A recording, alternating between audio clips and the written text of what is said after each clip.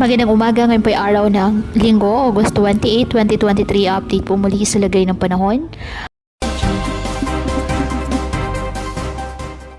Bagyong Gureng patuloy po ang paglakas at mas maraming lugar na ngayon isinalalim sa storm signals.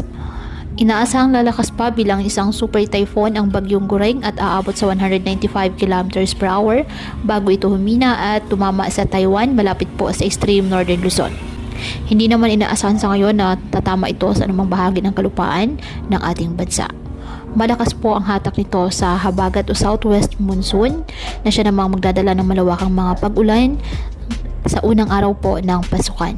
Ngayong araw asahan ng mga pag-ulan dyan po sa Bataan, Metro Manila, Calabarzon, Mimaropa, Bicol Region, Visayas, Dinagat Islands at Camiguin. Kaya pinapayuhan ng ating mga kababayan na may maingat at maging alerto po sa mga posibleng pagbaha at pagguho ng lupa at ugaliin na magdala palagi ng payong o kahit anumang panangga sa ulan sa tuwing lalabas ng ating mga tahanan. At yan po muna ang update sa lagay ng panahon ngayong araw. Muli patuloy po tayo na mag-ingat at palaging tandaan, God loves you. Stay safe and God bless.